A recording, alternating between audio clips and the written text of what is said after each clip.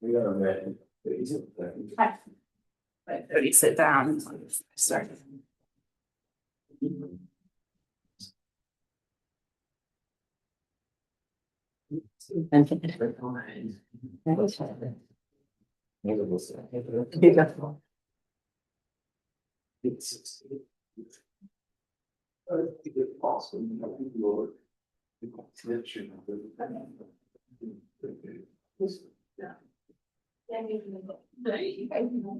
All right, we'll go ahead and call to order this meeting of the Eastern Delaware County Joint Recreation District. Can I get a roll call, please?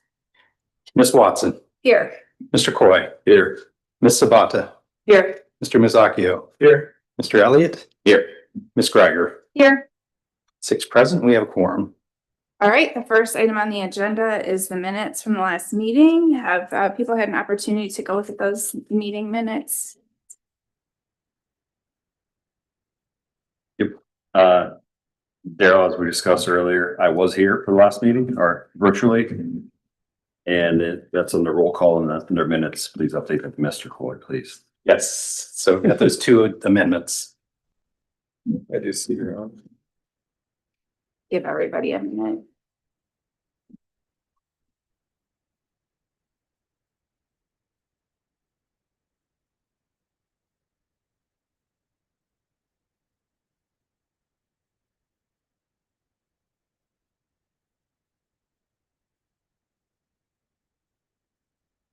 Great, is there any further discussion?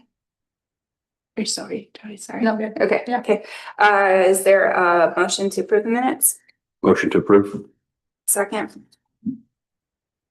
One second. Mr. Coy. Yes. Ms. Sabata. Yes. Mr. Mizzacchio. Yes. Ms. Greiger. Yes. Mr. Elliott. Abstain. And Ms. Watson. Yes.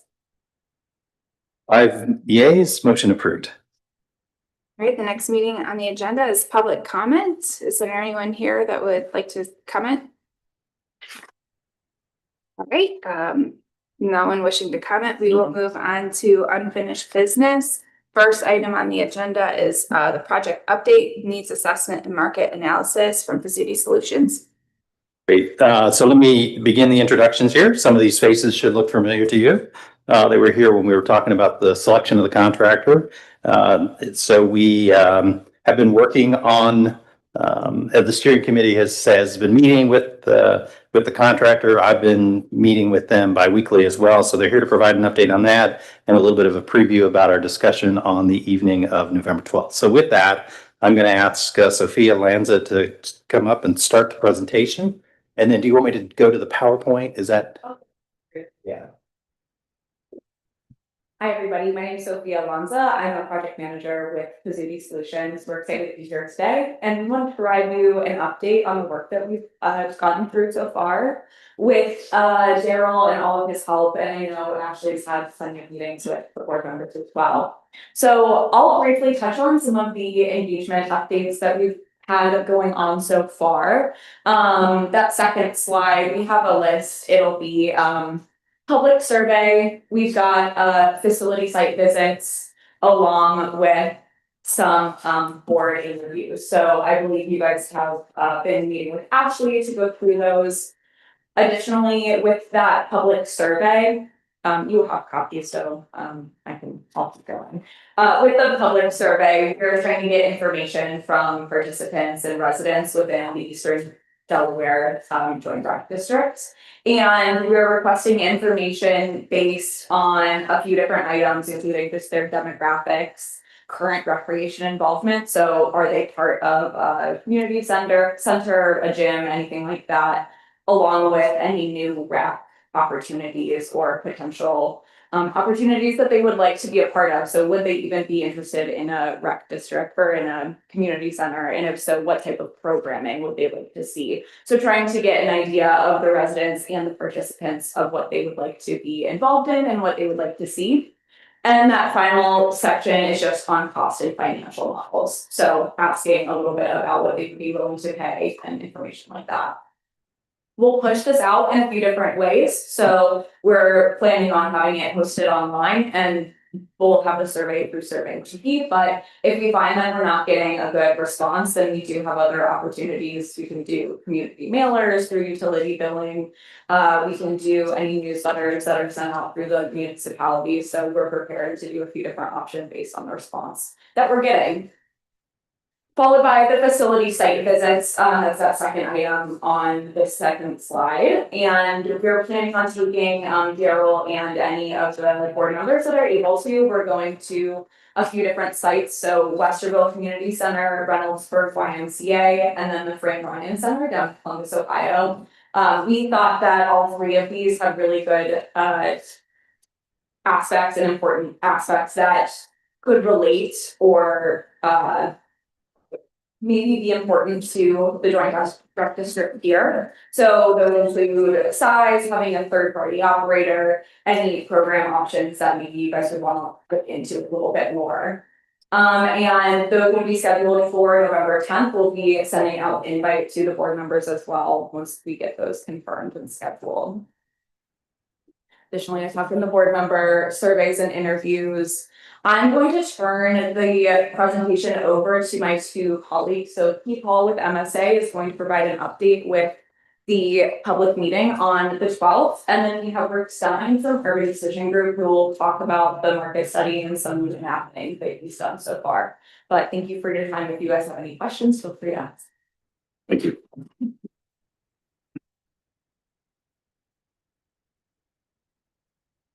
Hello, Keith Hall, MSA. I was here last time and spoke to all of you. We can go to the next slide. I'm going to talk to you primarily about the community engagement process. This is probably the most important part of the entire feasibility study because this is what threads the information that actually goes into the feasibility study. So if we go to the next slide. Some of the methods that we're going to use was already mentioned up here, but the primary one is the in-person community engagement workshops. This is where we'll go into a room similar to this and we'll conduct workshops, and I'll go through in detail here in a bit. That's what we're going to do with each one of those. We gather data and gather feedback from the community. Online surveys really just backs that up. Not everybody can come in here on a Tuesday night or a Wednesday night, whatever it is. So it gives people the opportunity outside of that meeting to have input into the process. And then we have the opportunity, we'll kind of look at our numbers and see where we're getting. But then we also have the opportunity to start doing focus groups. That can be getting with the school district or particular groups, swim groups, soccer groups, whatever it may be, whatever we think the potential users could be to have influence on this. And then last but not least, we'll talk a little bit about pop-ups. That's in essence going to voters, standing in the lobby and saying, hey, you have a few minutes. Like asking you a few questions and talking to community members that way. Next. So as I mentioned, this is very much the community feasibility study is as much a process as it is the final deliverable. So what does that mean?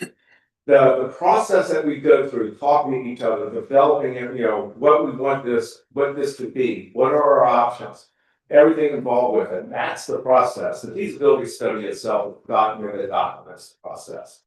The primary objective is to determine the feasibility of building a new community recreation center within the Eastern Delaware Joint Recreation District. This is what we'll put in front of the community, primarily at that first community engagement meeting, so that they all understand why we're here, as well as what's the purpose of the feasibility study.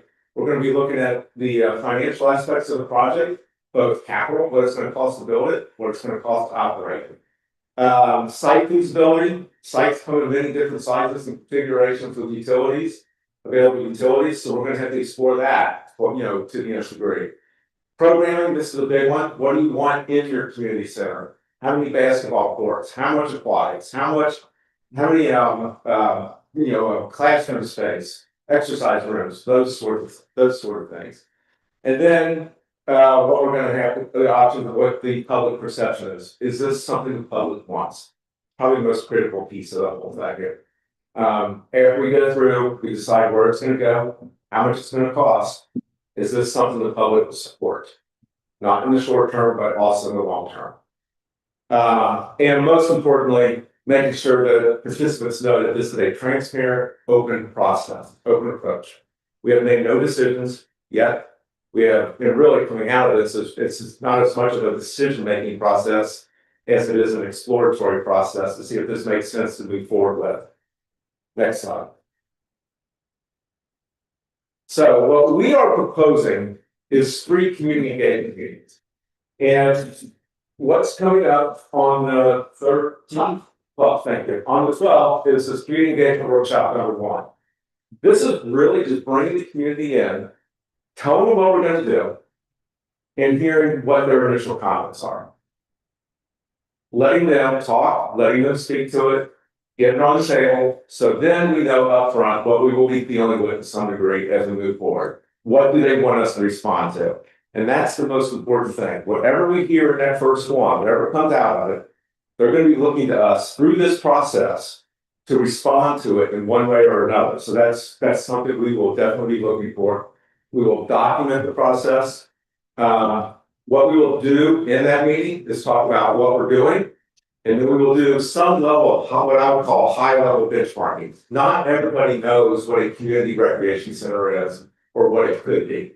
So giving them some information, really some images. Could have a gym with a track going around the top of it. Could have community space associated with it. Classroom space, esports, areas where the teens can hang out. Weight lifting areas, right? You know, those type of areas, and obviously aquatics, and then all the support space too. So we'll kind of I'm sorry, can I ask, you said that's happening on the 12th? on the 12th. Is it already scheduled? Like, is it the word out and everyone knows about it already, or? So we've been talking about it. We need to, we'll be actively doing more promotion about it. We've been talking about it Okay. here. Yeah, so more needs to be done. But again, this is just the first step. It's not the last step, and it's not the only way people will be able to chime in. It is at Berkshire Township. It's at the bottom of your agenda as well as Okay. location, time and location. I think I also sent to the board members an invite as well. So Okay. you knew I missed last week, so Yeah. it probably was discussed at our last meeting. Okay, thank you. And then I will say that at each night, it's later in the presentation here a little bit, the next slide, in fact, but we will also have an online survey running concurrently with each one of these meetings. So we have one that is in development right now. I think we're pretty close to saying this is it. We'll go ahead and load that in the Survey Monkey and probably even launch that a few days before this community engagement meeting number 1. Then if we get to community engagement workshop number 2, this is where we really want to go, roll our sleeves up with the community, and let's start to see what this thing will look like. Hopefully by that time, we'll start to have some prospective sites we're considering. We'll go through an exercise in talking with them about the minimum size of a site in terms of what it can handle, what we look for when we start looking at it for sites, access, utilities, all that good stuff. And then even start to have discussions with them on specific programming. When I say programming, it's not. Can I ask you to stand behind the podium just to make sure as much of your voice gets picked up? It's fine. You don't have to speak into it. I just kind of stay there if you could, so that those who are viewing can hear it as well. Programming not in terms of, you know, an exercise class at 6 o'clock every Wednesday night. When an architect says programming, we're specifically talking about the amount of gym space, the amount of aquatic space, and those sort of things. So clarify that with them. And then we'll probably develop an activity. Probably what we're going to do is just right now off the cuff is what we do a lot of is we'll give them puzzle pieces with these activities and maybe site plans and allow them to get into groups, ask them to get into groups and start to put the building together on those site plans. So they can start to see, maybe we're looking at sites that are larger than others or smaller than others, and they'll start to see what that does. And a big part of this is going to be, I think, as we go through it, is the amount of space outside the facility that remains for fields and things of that nature. I feel like that's going to come and be sort of a priority as we get through that, but we'll have to see that. That's me projecting a little bit. So that's workshop number 2. We'll bring that back, we'll study it, analyze it, and then we'll start to filter down, and we're going to start to get down to a point where we're going to isolate it to 1, maybe 2 sites, and really start to finalize the programming and come up with a recommendation as here's site option 1, maybe site option 2, maybe site option 3, and what does it mean for each one, put costs to it and everything else associated with it at that point. Take that back to the community and allow them to still have input. And if we come out of that with really good input, then I think we'll sit back and we'll ask ourselves a question: are we in good shape now to sort of button this up, come to the board, give the recommendations? Or I'm holding my breath a little bit. I have a feeling on this one, we might want to go back to the community after that for one more meeting. So I don't have that listed on here because it's not, right now, I don't know if we'll need it yet or not. So we'll just have to kind of feel that out as we get a little closer. And then, as I noted earlier, adjacent to each one of these workshops, there will be a Survey Monkey going out. So say, for example, on workshop number 2, if you're taking the online survey, you may not be able to do the activity that we do, but you'll be able to probably see all the options we throw out, and then we'll ask you a series of questions associated with each option to get your input. And then I would say that even on the online surveys, we'll have a point on there where they can go in and just randomly type their comments too. So next slide. Well, I mean, any questions about the community engagement? So it's 3 meetings spread over the next 4 to 5 months. So we'll have this one this month, and I imagine community engagement number 2 will occur after the holiday season. So I have a couple questions about the Survey Monkey. Like, how are you getting email addresses and things like that to send to? And is there like a target number you're trying to hit every time? Yeah. I always get asked, is there a target number you're trying to hit? It's as many as we can. If we start to see somewhere between 50 to 70 at the engagement meetings, that's really good. And then on the Survey Monkey, we start to see numbers in the 150 to 200. That's really good. That's the A++. If we start to see 70% of that, we will look at our comments, see what kind of information we're getting, and we'll have to start making some judgment calls on it. So the way the survey will go out, it will be posted on the district's website. We've talked about putting a notice about the community engagement meetings, and I would assume the survey, access to the survey, or an announcement about the survey would go on the utility billing as those go out to the households also. So Facebook, social media is a good way to get the word out too. And when you say the district's website, we don't have a website. Yeah, So it's the communities. So like, the township, Sunbury, the different communities that are represented here. Anyone else have any questions? Would that be something that we post on social media? Like, what's our, like, As board members, yeah, if you have social media We're allowed, right? access to it and you're comfortable with that, I would say absolutely. Yeah, they're saying, hey, we're thinking about this. Please come to our engagement meeting. Let's sit down and talk. Or if you can't, here's a survey that you can log into and take that. Yeah, I mean, we'll ask you to share it on your, okay. whatever we post, we'll ask you to share it through your sources. We typically have a lot of success with Survey Monkey. It's not, once it gets onto the community's website, whatever that website is, they really start to get a lot of traction. And I have a feeling this is because of what this project, is what you're exploring. You're probably going to, once word gets out, there's going to be a lot of interest in what this could be. Is it a survey where they collect email addresses where they can only do it one time, or can someone fill it out multiple times? Like if they're against it or for it, or You can set it up. We can set it up either way. We tend to just leave it open.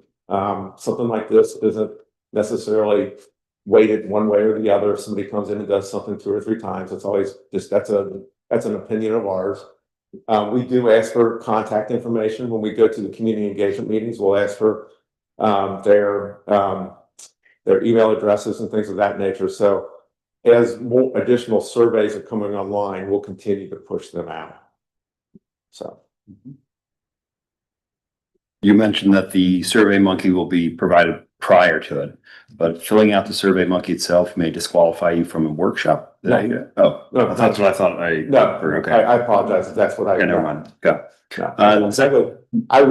We will tell the folks at the community engagement meeting, hey, there is an online survey. We would appreciate it if you logged on and filled that out along with this. Okay.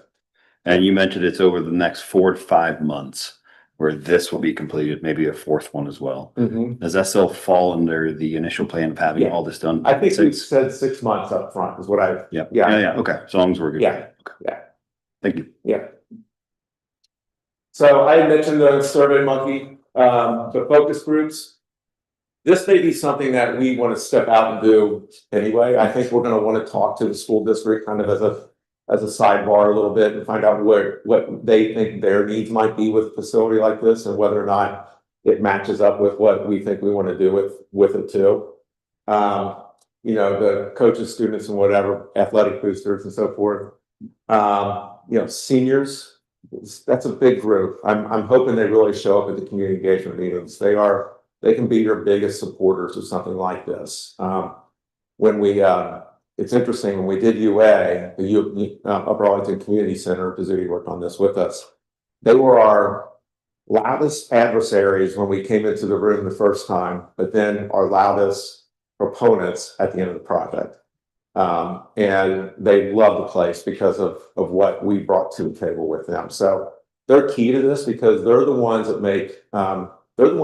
visit your community center starting at 8 in the morning and hang out till around 2. So they fill the gap, the opposite gap of what most of us are living around. So that's something we want to make sure of. Depending on how far we want to take aquatics, that can be a big user or a little user. There is a shortage of water in this market. But at the same time, the city of Columbus is getting ready to take a big presence on that too. So we can update on that at some point. And then club sports. As we talk about fields outside that surround us, soccer is the first one that comes to mind, but baseball is becoming, it's very prominent now. And you have a lot of club teams looking for fields on a very regular basis. And there's a shortage of those in this market specifically. Accessibility groups, that's another important one. What are they looking for when they come to a facility like this and how will they use it? We talk to accessibility groups all the time.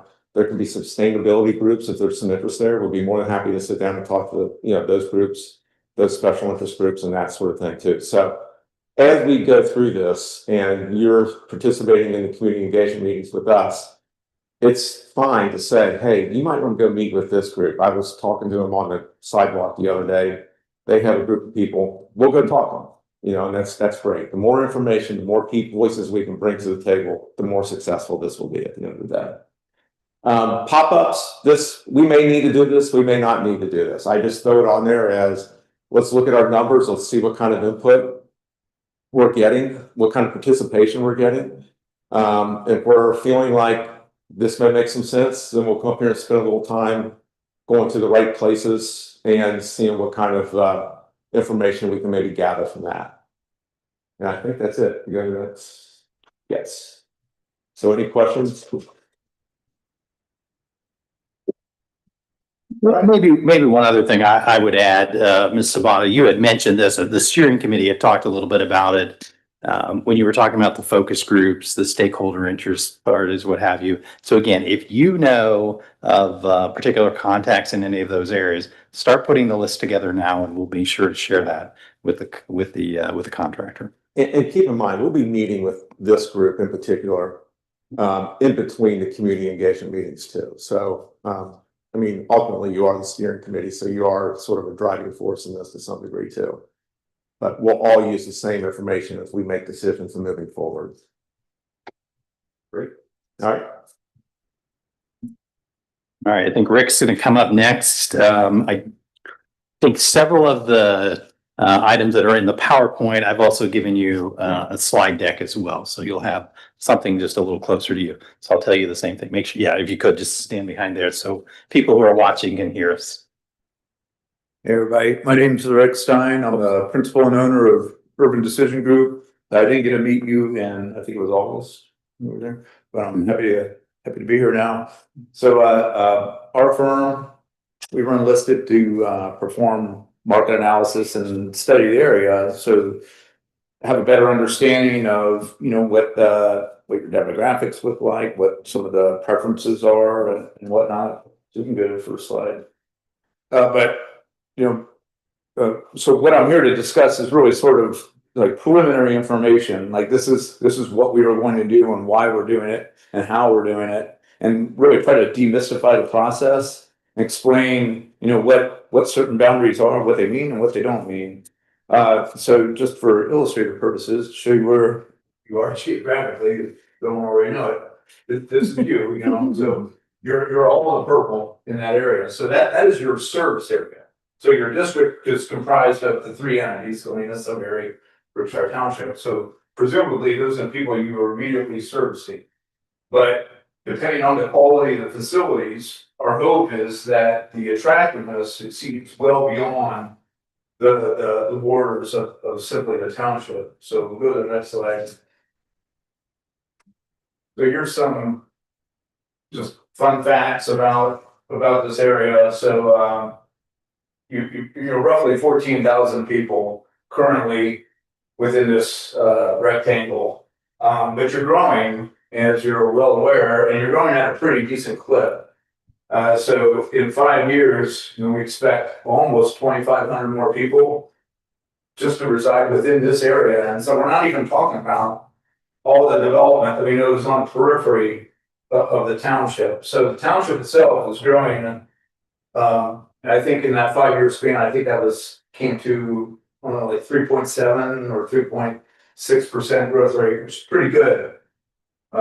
Most of the state is not growing, so that's really good news. And you have a relatively low median age here. I know it's kind of hard to gauge, like what does that mean? So it's you're 38, but the state of Ohio is 40. You get in rural Ohio, it's almost 50. In some of the western and southeastern states. So being younger is generally, on a positive, because you got a little bit more money to play with. That's funny.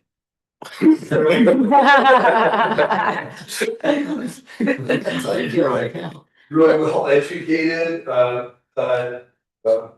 pretty high median home values. And then this last figure here, this is a measure of how people spend and the people that live in this area, the consumers in this area, how they spend in comparison to the rest of the United States. So you see an index value of 142 for recreation and entertainment fees. So that's fees to clubs, gyms. Like I'm in Westerville, so it's whatever we pay to go to the rec center. So that means that you spend 42% more than the rest of the United States.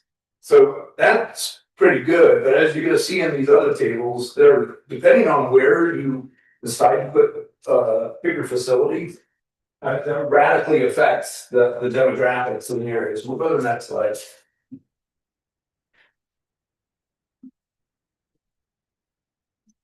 There we are. So here are your neighbors. So although they're not members of the district, it's highly likely that people in these surrounding areas are going to be members or consumers of whatever facilities you decide to build. Next slide. And this is to illustrate the population density. These are census block points, so they are literally the geographic center of a country block or a city block. And I'm throwing it up there really just to kind of draw attention to the significant population density compared to in the south compared to the north. Obviously, you know this. You live here.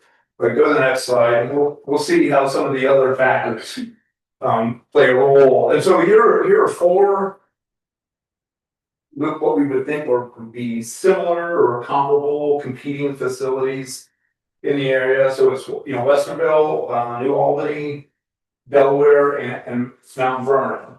And so these are drive time polygons here, where we illustrate 5, 10, and 15-minute drive times from those facilities. And I just want to put this out here so you can see the extent in which these drive times are important, because they illustrate the consumer, and their willingness to travel.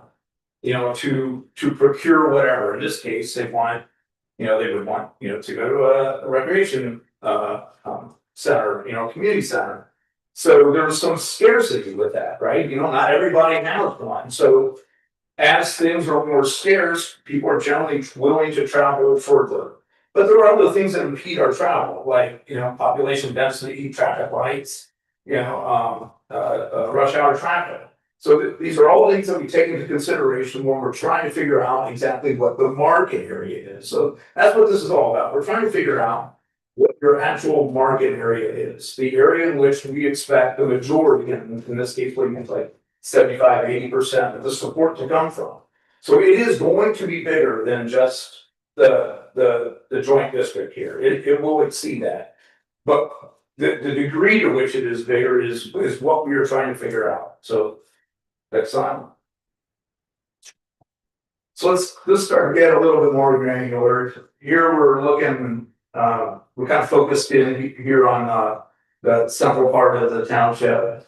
And we can see, the impact and the extent of the trade areas or market areas for both New Albany and Westerville. So you can reasonably think that, a 10-minute drive time is where most of the support for these facilities is going to come from. However, when you get up into between the 10 and the 15, because of scarcity of resources, it is likely that a lot of these households would be willing to travel to the closest, if that's where they have to go, that's where they have to go.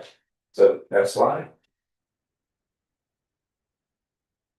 So a lot of people when they've got school-age children, they start to, their world is all, okay, what is the school district? What is the extent of our school district? So we put the local school districts up here, and as you can see, you've got several that are all potentially within this market area, but obviously, Big Walnut is the dominant one. So, people in the Big Walnut school district, that's a pretty strong indicator of support, I would think. So, when we're starting to think of like what the extent of the market area would be, it's probably going to be something that grabs most, if not all, of the Big Walnut school district. So next slide. So to get you to start thinking about site selection and how that the actual location of the site within your district, how that will affect people's willingness to travel and their interest in it, depending on where it is. So we took 5 points there, and they aren't random. We took north, south, east, and west, and one in the central. I'm not going to get specific because I don't want to show anybody exactly where I dropped the dots, but we ran trade area simulations to get an idea of, what the numbers were and compare the numbers. So again, we did 5, 10, and 15 minute, but we're going to, as you see on the next slide, we put some table data up here to compare everything for the 10-minute drive times. So 10 is a very reasonable drive time to expect, as a de facto trade area for a market area when we're having this discussion. When you get to the 15, because especially when we start dipping into the Westerville area, the numbers just start going crazy. They start getting up in the 80, 90,000. So that gets to be a little bit unreasonable, and that starts to cloud up the discussion. So we got to keep it within the 10-minute trade area discussion. So this is in the north central area or north, and this is where all that growth is occurring up there. I was just up there today, and it's impressive. But it's about 24,000 people within a 10-minute drive time trade area up there. And again, the numbers actually look not terribly different than the numbers for the joint district itself, like the entertainment recreation fees. It's the index value of 162, 51% with a bachelor's or a graduate degree here. And the incomes and home values are roughly the same. 10,000 more people than are in the actual district, but the other characteristics are about the same. So let's just start comparing these to one another. Let's go to the next slide. And this is This is in Sunbury, approximately Cherry and Cheshire. The next slide, we've got the table. So the numbers are very similar to the numbers in the north center. So we don't gain a whole lot. And all these things are available for download too. So I know there's a ton of numbers, so I don't want. Yeah, and I should probably add, I mean, I do have copies of this. I will send you digital versions as well, and we'll get them on the city's website as well. So let's keep moving here. And this is in a separate township around the golf course in Cheshire. And now we're starting to get a little bit further south, so we're getting more people. Income's not the same, but exceptionally well educated down here and spend a lot of money on a lot more compared to the rest of the country. So we'll go to the next slide. So you can see as we're getting to the south, things are changing here. I simulated the Brookshire township offices here. Here, go to the next one. Very, very similar. And then I think the last one is in the south. Yeah. So it's Galena and 3. All right, we'll go to the next slide. So with all that taken into consideration, I came up with this preliminary market area. And I think the big takeaway here is whatever the actual market area ends up being, it won't be bigger than this, it'll only be smaller. So this is the prelim area. And so in the south, it's primarily cut off where it is based on Westerville and school district stuff. So these are the people that are basically going to the Westerville Community Center. Well, over here they'd be going to New Albany. They're building new at the Heimer Park. Yeah. So that's where we've come up with the southern border. So it's like, so the degree to which you site a facility closer to the south, you would be kind of fighting over these people, but there's a cannibalization effect that's taking place there. So that is something to take into consideration. There's less competition as you get further to the north, right? So we'll go to the next slide. And here's some of your stats. This is just for that prelim market area. So, roughly 32,000 people today, 37,000 people in 5 years from now. So adding about 1,000 people a year. I like daytime population because it tells you about this built-in component to the market that often gets overlooked. And it's the people that are there only during the day to work. So it's another segment of the market that they may live and it may reside well outside the market area, but they come in to work. And since, while they're there to work, you've got to, captive audience. So it's another layer of the market that you can tap into. But in this case, the residents within this market area, they do outnumber the workers. So, this is what we call a bedroom community. I mean, there's more residents during the day than there are workers, but not by a lot. So we'll go to the next slide. And then this is just, market area with the trade area or the extent of the trade areas from your two competitors down there. And as you can see, you're really just kind of fighting over the people that live anywhere from 10 to 15 minutes away from either of those facilities in the south. Next slide. There we go. Putting up the thing with the school districts there.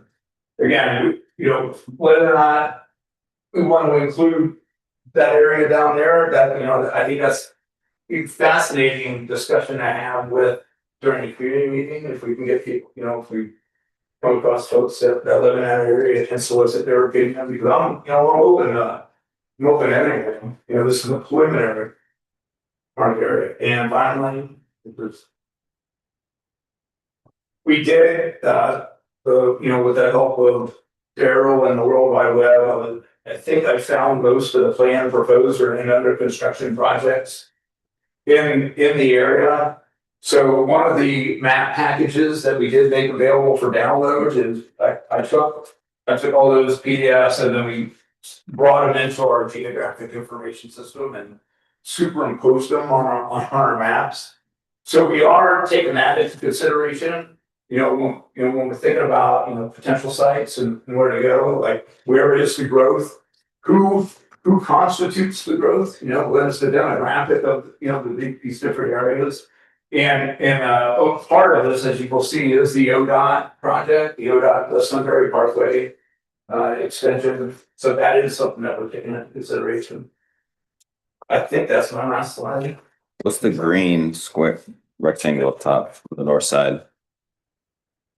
That is, Which one is it? The green rectangle? This one right here? Yeah. Yeah, that's Delaware. Big neighborhood coming. yeah, it's in this packet. So, Oh, and this one. yeah, yeah, I mean, it's just a little bit bigger detail, but that's the same image. Or like future community center users. Correct. Do you like? So and maybe this is a question kind of broader for everybody. With this, looking at this second to last slide that we had, where we had the population, the potential growth, household income, I'm assuming we'll use all of this data when kind of building out what it is that we want in the community. But how does it compare to, something, a recent one that we've done, like a Reynoldsburg? Maybe we don't know the answer right now, but it's like, I'm assuming like Reynoldsburg went through a similar, process. Were their numbers the same? Were they drastically lower, higher? I'd love to know that comparison for other recent community centers that have been built. And something like that will be part of our analysis. We'll do a comparison of similar facilities and you'll be able to, not just compare yourself to those facilities, but like in a local area, but other similar numbers or indices across the county and the state. Yep. Okay.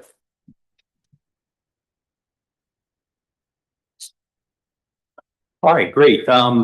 Rick, how much of this do you think you talk about at the public meeting? Because it sounds like, I think part of what happens at that meeting on the 12th is a little bit of sort of level setting, so people kind of have a sense, but how much of this do you think happens, or is it more kind of, Keith, what you were talking about then? I think as a team, probably should talk about this because we haven't, but my suggestion would be to hold off on this. Okay. At the initial one.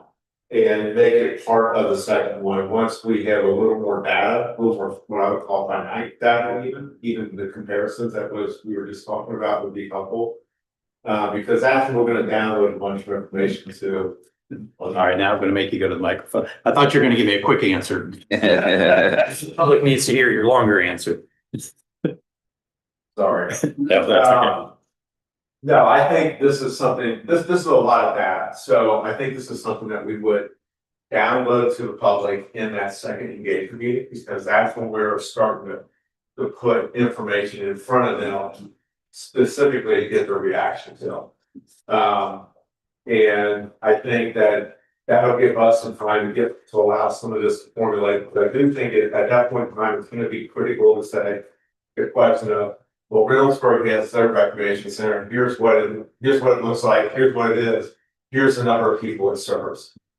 So they can kind of have some relative comparison, because this could be a lot of data for somebody to take on and try to understand. Will you provide, sorry, go ahead. Go ahead. Will you provide a map like this? Because this, Yeah. even this little rectangle is super helpful. That's what Rick's, Yeah. that's what his specialty Okay, is. so we're not cutting all of it out. We're just all the Yeah. big data. I Thank you. think what's useful about this when we started going over it as a group is just understanding your service area. What do you represent as a joint recreation district and knowing where that lies? That's kind of step one, right? The whole process, and part of this too.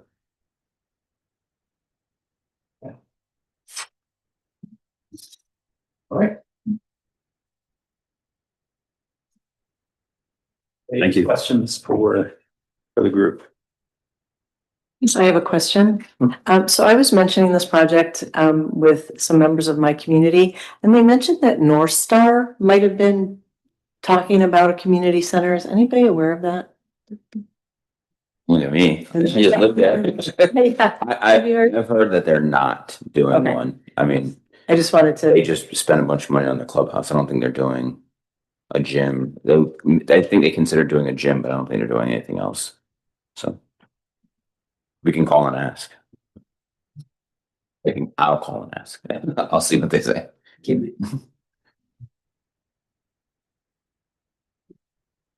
Great.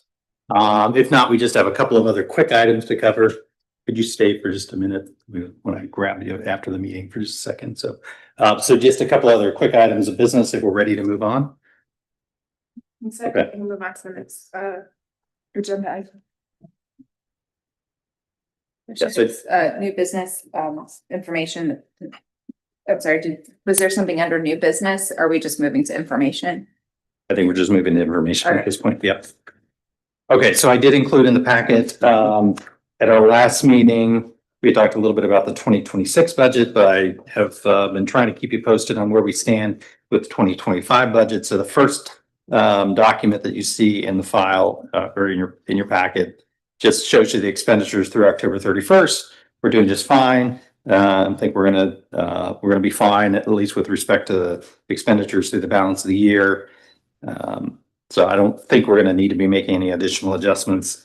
You can just see in there, I've got you can see what the monthly billing is for Pizzuti. And then the last item I've got on there is, this is the item we had talked about at the last meeting, the preliminary budget for 2026. There was a revision to the document that we had in the packet, so this is updated to reflect the discussion that we had. So I will add that the city of Sunbury is, we have not yet introduced our budget, but we have briefed our finance committee, and it does include a $50,000 allocation for the joint recreation district, which I think is consistent with where the township is as well. So yeah, I think we're in pretty good shape as it relates to kind of planning for next year's budget. Which does then bring me to one point. I do think we need to schedule a December meeting. I think at that meeting, Mr. Ringel had indicated we would quote, adopt a budget for 2026. So there will be an action item I think we want to take before the end of the calendar year. And I think if we don't do that tonight, we're probably going to miss that opportunity, because our next gathering will be that special meeting on November 12th at the Berkshire Township Hall. That's the community meeting that we just talked about. So just want to make sure we spend a little bit of time to figure out a date in December that would work for the group to meet. We had talked about tentatively December 1st at the last meeting. Have we? Yeah, because I thought We have said it then. Okay. Yeah, we talked about that. I apologize. First, 6 o'clock. Okay, sorry about that. In person. And that's in person? Okay. Yes, in person, and I assume here. Yeah. Yeah. so I have a bit of an issue. I may not be back in town on that day. I don't know if we're open to considering any other dates. If not, I'll make sure I get back. What about the following Monday? The 8th, same time? I can't do the 8th. Yeah, I remember I that. think that came up, I forget. the Yeah, I feel- conversation. Okay. Yeah, I felt like the first was. I think we had a kind of a. Let's stick with it. Okay. Let's stick with it. I mean, would remote appearance If I don't make it back, I'll be in the car and I'll be able to get onto a hotspot. Is that okay with everyone if I do that? If I'm not in the building by then? Yeah, I think we'll go ahead and Yeah. plan that you would be here Yes. remotely for purposes of, Yeah. lots of things. And if you happen to be here in person, great. Perfect. Depends on snow. Yeah. All right, well, then that brings us to the meeting on the 12th, which again, we've talked a lot about here. So we have identified this as a special meeting for the JRD. So we anticipate if all of, as many of you as can attend, encourage you to please attend. We do need a quorum. to basically open the special meeting. And again, I anticipate we have a quorum at that meeting. So the way that it will work is we will, the chair will open the meeting. We'll do a quick roll call, confirm that we have a quorum in place, and then we'll just turn it over to the Pizzuti Solutions team to basically engage the community in the discussion that they're going to have with them. And then at the end, we'll, just adjourn at that point. No other business to be had at that meeting. And then for any meeting minutes, we'll just pick it up at the December meeting. So. Yeah, and I think we probably do want to add a public comment period after, Pizzuti's presentation. Okay, we can, yeah, I mean, if there's any final thoughts, maybe, yeah, okay, sure. And it's a community meeting, right? Like It we're is. inviting people. Okay. Yes. That's right. We did talk about that. Public. Okay, come. Does anyone anticipate not being able to attend? Okay.